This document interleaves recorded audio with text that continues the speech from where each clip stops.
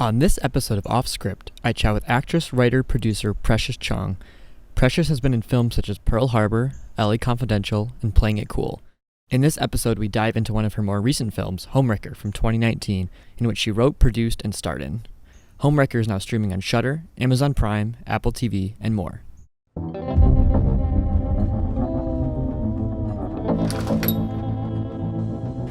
Hey! Fancy meeting you here. Hello. I've seen you everywhere, and I still don't know your name. I'm Linda. Oh, Michelle. What do you do? I'm an interior designer. I think you should decorate my house. Ta-da! Oh, wow. I just want someone to be real with me. Cheers. Cheers. I'm so sick of all these fake friends. Hello? Linda!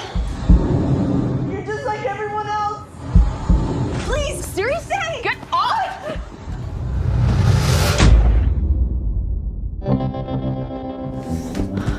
Linda, I feel weird. Did you give me something? Maybe. Why are you doing this to me? I have had it, Michelle. I used to be popular. Everyone wanted to be me. I have really had it.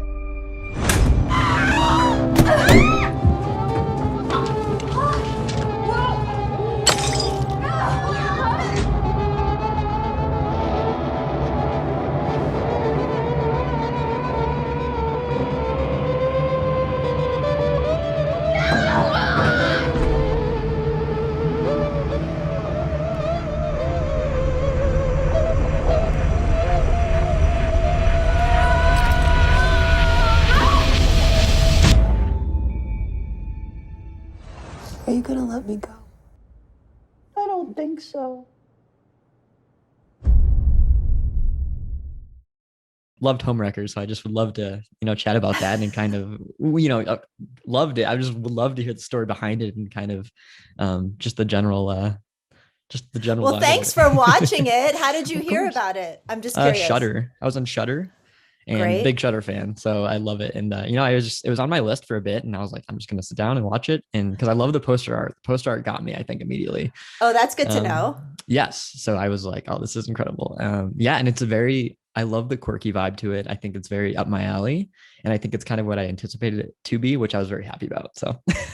Oh, nice. Oh, Yes. that's good feedback. Yes. Yeah. So Homewrecker, Zach, the director, Zach Gain, he's based in Toronto. He's in Japan right now, because he got kind of stuck there. He went to Australia for the festival, and he's like, I have a chance because the guy who did the music, Bill to Spill. He had a chance to do a video for them last March, and he's like, should I go because of it was the beginnings of the grumblings of the Right. pandemic, and I'm like, go. Japan is the safest place. You'll be fine. But anyways, he's been there ever since. Oh my gosh. I know, but he's fine. He's having a great, he's living his best life. Mhm. But he and I collaborated over the years on short form videos and sketch videos, and he edited a short film that I made I guess now 7 years ago. And we both wanted to make a full length feature. And then he is good friends with Alex Esso, and she had seen our work together and wanted to collaborate.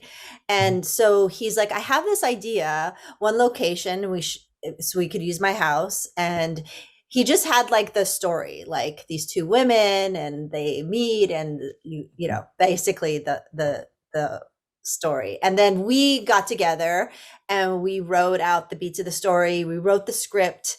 And we had a deadline of shooting it in the end of June in my house because my partner was going on vacation. So we had this very Okay. specific deadline.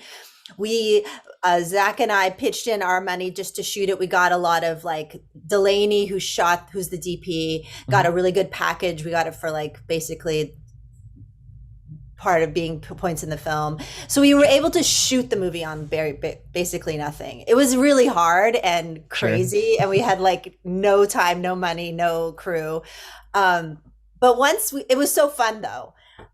Is this what you wanted to hear? Yeah, I don't know. It's exactly. No, I love hearing about this. I love this. So yeah. Yeah. And a couple things were like one of the couple things moments when we were talking about the movie, like I remember our original notes, because we had this meeting. We were all in LA in February of 2018, and we came up with the idea of using the song "Stay," the Lisa Loeb song, and that's when I was really on board. I don't know, I just loved that, like, it's from my era, it's such a time, it's so weird and perverse the way we used it. So I was like, oh, this is going to be fun. And then when we were writing it, Zach was really adamant that Party Hunks, the board game, has to be playable. And I was like, oh my God, this is I was going to ask about that, actually. So we wrote the film in my house where we were shooting it. So we would try and write, not always, but we would, we really had the location in mind. Mm-hmm. And then my ex, his partner at the time, Sarah, was our stunt coordinator. She's a dancer. And I set decked my house, like, in between. Like, it was crazy. Like, we would shoot a scene and then I'd be set decking the next room, and we tried to shoot it in order. Like, oh wow, that's impressive, actually. And then we quickly realized that we didn't have time. So it was like I think we thought that it would be like Cassavetes-esque. We'll improvise a lot, because we did short form videos really quickly, but then we realized, like, the feature length is a different beast, and we ended up shooting our script pretty much to what we wrote, which was surprising to us. Okay. Yeah, and then we had a lot of mishaps, and it was a 14-day shoot. I think we started. Yeah, we did some pickup shots at the last day, but there was just the three, like me, Alex, and Delaney, and Zach. Mm-hmm. I mean, we were all exhausted. I was making food for people. It was in my house. Wow. Way to use a budget, though.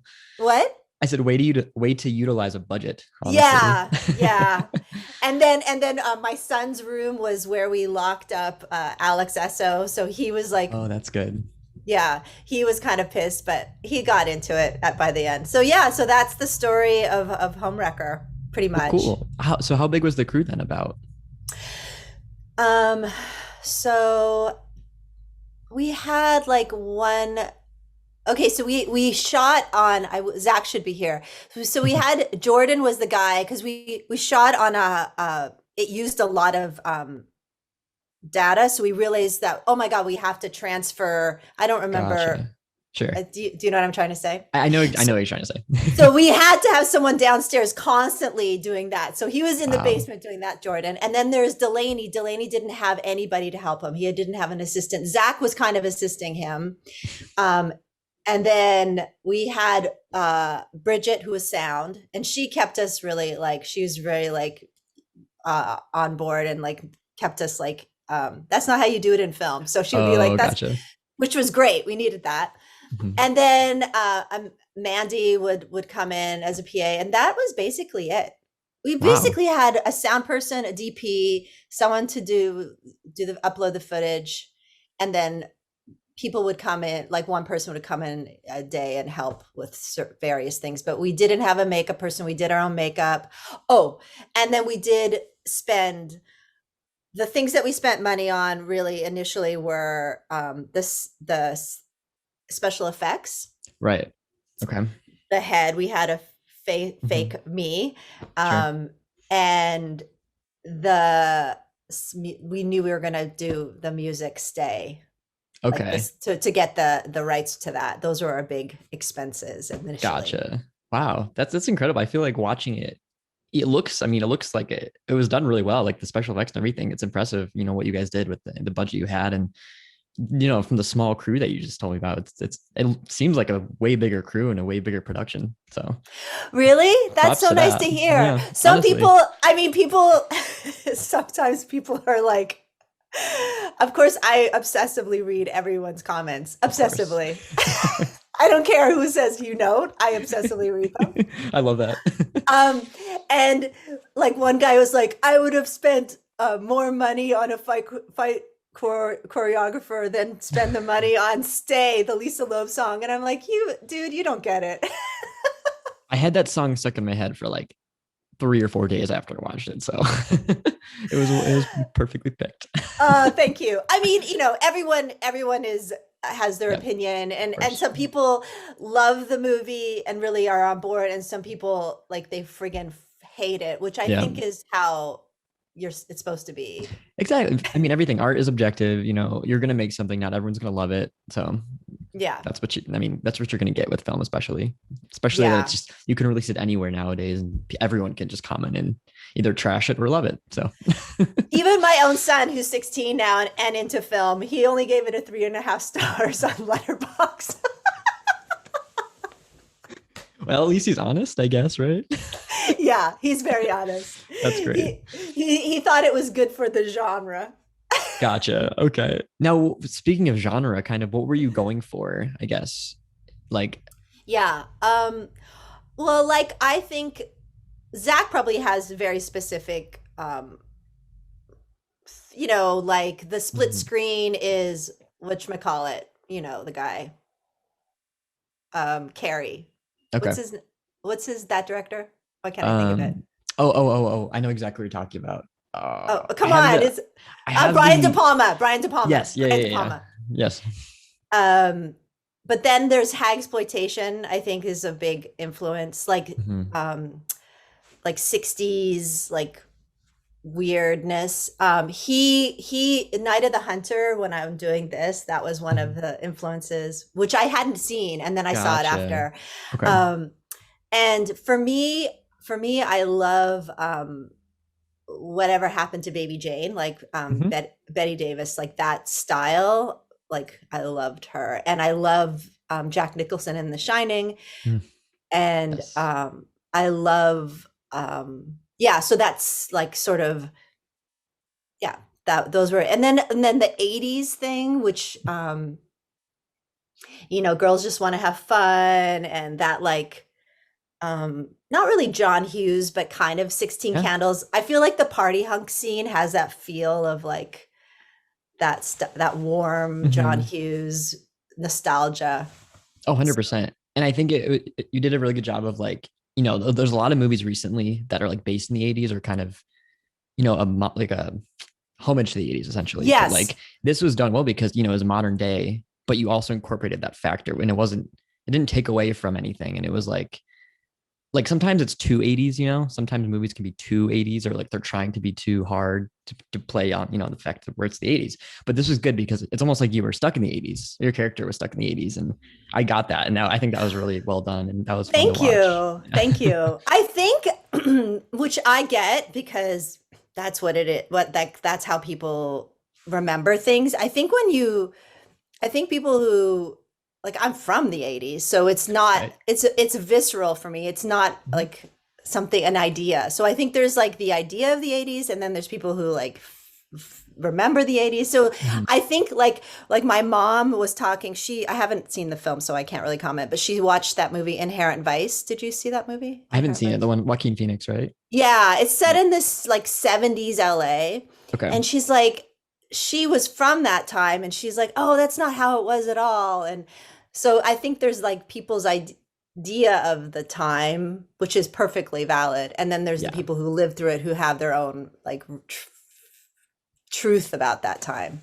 I don't 100%. know. And no, that makes Yeah. so much sense. And like, I think what I liked about, that aspect in this movie is it did show that, I mean, it was almost like your personality and it kind of, it brought me back in a weird way. Like I'm not from the 80s, but I was like, oh wait, this is kind of, it made me feel like this is how it actually was. And this is how it kind of seemed. Cause there are some, younger directors, I feel like who aren't from the 80s and, they make things and they think it, like you were saying, they're kind of glorifying what they thought it was.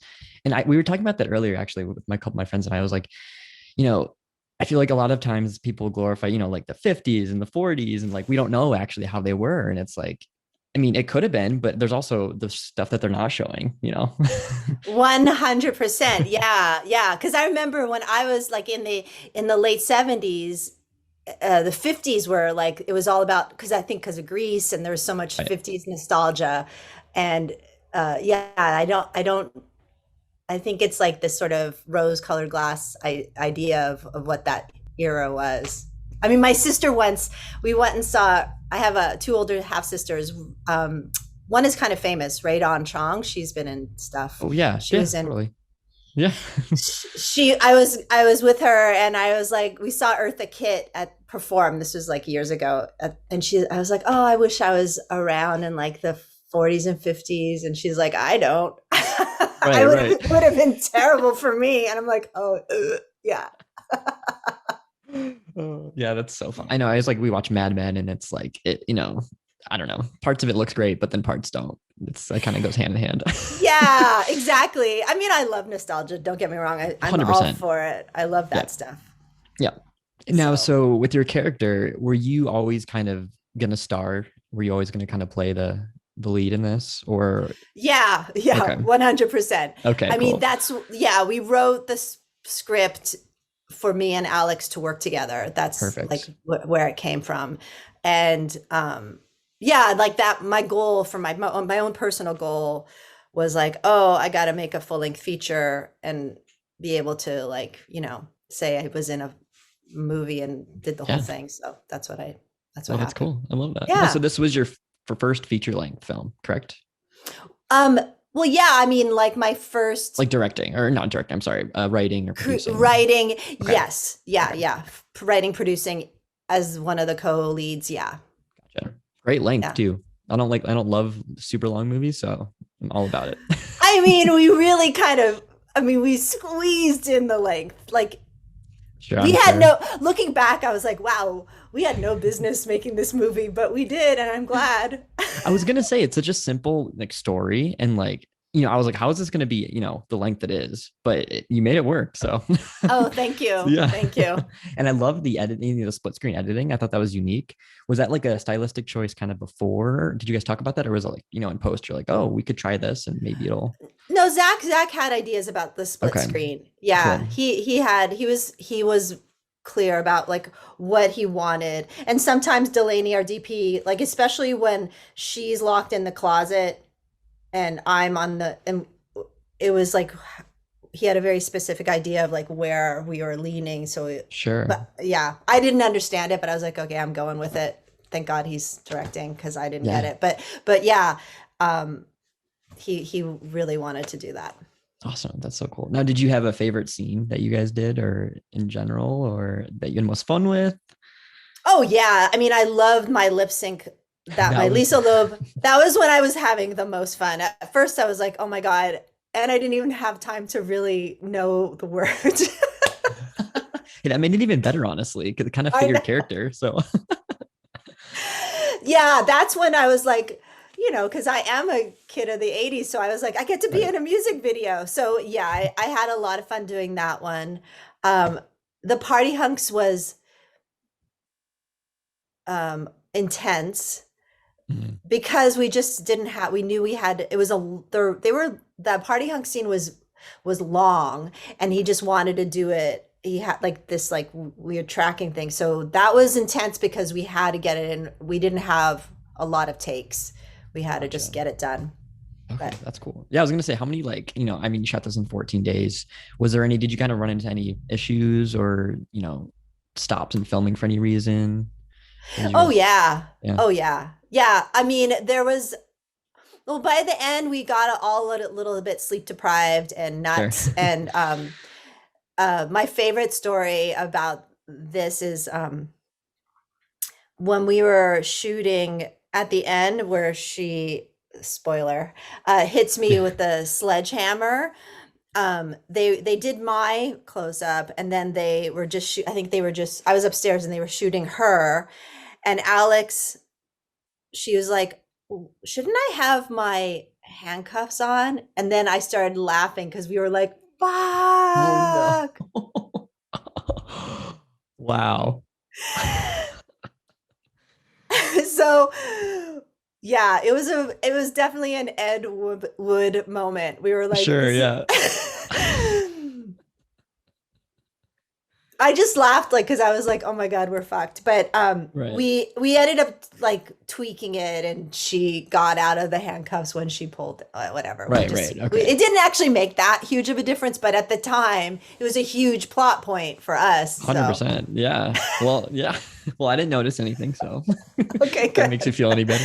Shouldn't I have? And then you're like, oh, that's why there's a continuity person. Oh, that's why you really viscerally know why everyone has a job in film Right, right. Which is when you another make a reason movie why like 100%. And that's one of the reasons why I like love production, in general, and like talking to people, because not so many people don't know what really goes on behind the scenes.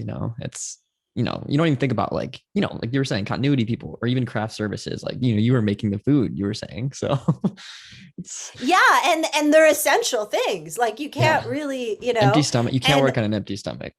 no, and you can't ask people, and why like there's unions because you just can't ask people to come back when they finish at 11 to come back at 7. It's just like you can't. There's some things that are just like, oh shit.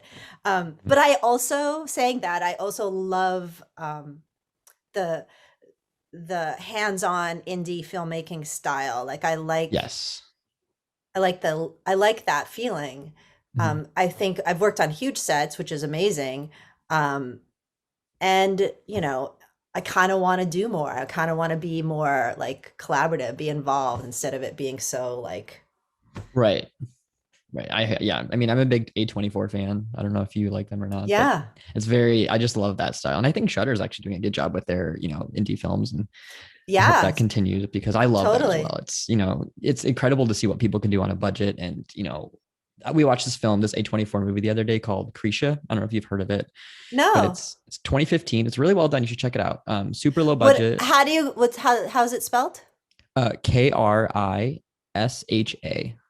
Oh, Krisha. Okay. Prisha, you should check it out. It's really good. But very indie, and it's all done in the director basically, he acted in it.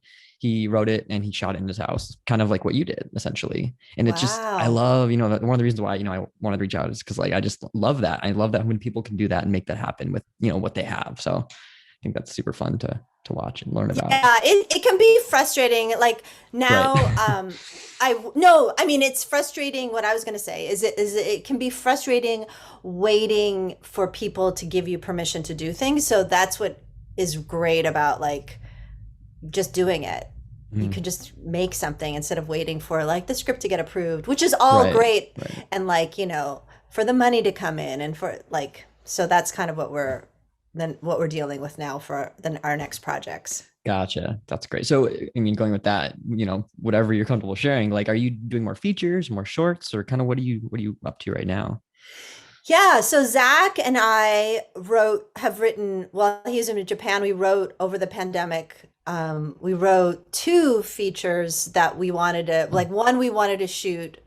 Um, we've been trying to get it shot, like we wanted to do it last fall. It's like it's called The Second Woman. It's a kind of a hybrid of, uh, oh, I can now. He wanted to make a movie that's even smaller than Homewrecker. So it's like I play both parts. It's like a woman having a nervous breakdown. ooh, Oh fun. yeah, the other woman. Remember Cassavetes? Oh, yes. Yep. Yeah, Yep. Yep. Yep. and it takes place up north. And then we wrote Homewrecker too. We wrote the sequel no one No asked for. way. I love that. I'm very excited about that. Sometimes sequels that no one asks for are the best sequels, in my opinion. That's what we're thinking. So hopefully, I think because Homewrecker is getting a little bit of buzz on Shudder, Yeah. hopefully one of those movies will get going. I mean, I'm sure independent filmmaking is weirdly unsustainable, but it is sustainable. But it's like, yeah, Right. Right. it is sustainable. I don't want to be negative. It's just like I think the nature of the business is changing so much right at this moment that Mhm. people don't know what they're like, what it is yet. Gotcha. Okay. That makes sense. I mean, I feel like it always is changing, which is good and bad for many reasons. But Yeah, and then I also I wrote a movie that I want to direct called Night of the Circus Lady. So that is with Raven Banner is on board to produce it. So hopefully we'll either shoot it in the fall or in the spring. And that is I wrote a dad from apart from my dad in that one. Oh, no way. That's awesome. That's great. Yeah, yeah. So fun. Now are these going to be all shot kind of in around Toronto, or are you going to kind of venture out a little bit? Well, it's going to be Ontario. Ontario. Oh, okay, So gotcha, yeah, gotcha. yeah, in Canada, Cool. unless anything changes. Sure, yeah. That's awesome. I feel like Canada is such a good place. Like I've only been a few times. I mean, living near Niagara Falls, I've been across the border a bunch, but like Yeah. I've been to Toronto. I really want to go to Vancouver. I think that's top of my Oh, list. yeah, Vancouver's great. It's Like, so yeah. different. That's where my family's from. So I didn't realize what Gotcha. Toronto was like. I was from Vancouver, and then I moved to Toronto. I was like, oh, it's so different. Right. I mean, I don't know. I wouldn't think that they're so different, but they are. Yeah, They're very, very different. I mean, I've never yeah. been to Vancouver, but I know it's different. So, Well, like Portland, West Coast. It's. right. 100%. It's so different than the East Coast. I'm such an East Coast boy. So it's like, it was fun living in the West Coast, but like I'm such an East Coast person. I've noticed Mm. about myself.